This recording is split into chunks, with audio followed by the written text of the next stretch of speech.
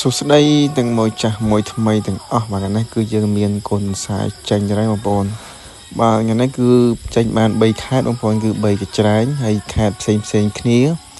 ប៉ុន្តែខ្ញុំថតបានតែ2ទេបងប្អូនដោយសារយើងផ្ញើព្រឹកនិងល្ងាចបាទចឹងទៅល្ងាចដល់បានថតចឹងខ្ញុំដាក់ជើងព្រឹកថ្ងៃអាទិត្យខ្ញុំតនេនឹងដាក់ជើងព្រឹកគឺពីទីតាំងទី1គឺយើងទៅបងត្រីនៅខាងត្បូងឃ្មុំដោយសារប្រហែលថ្ងៃមុនហ្នឹងគាត់យក2គូហើយតែផ្សាយតាមឡានទៅ2យប់បានដល់ហើយក៏វាងាប់អស់មួយបងប្អូនអញ្ចឹងទៅ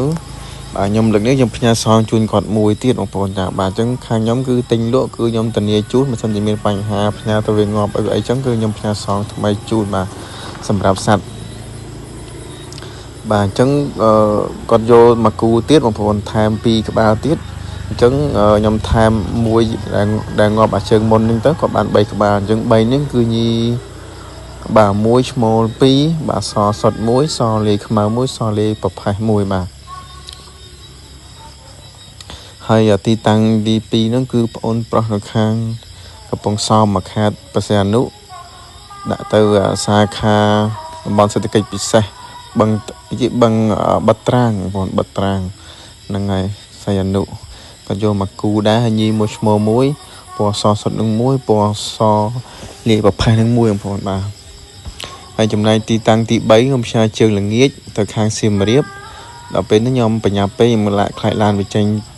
អត់តនេះទៅក៏ខ្ញុំអត់បានថតវីដេអូអីទេចាគឺខ្ញុំអត់បានថតទេបងប្អូនក៏យកមកគូដែរញីមួយឈ្មោះមួយ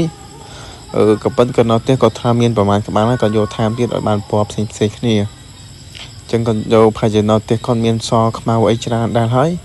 តែលើកនេះគាត់យកខ្មៅសុទ្ធបាទមកគូហ្នឹងគឺខ្មៅសុទ្ធទាំងពីរបាទមេហ្នឹងគឺខ្មៅសុទ្ធតែម្ដងហើយឈ្មោលហ្នឹងគឺខ្មៅដែរតែវាលាយឡាយសដើមទ្រូងបាទគឺស្អាតបងប្អូនហ្នឹងហើយ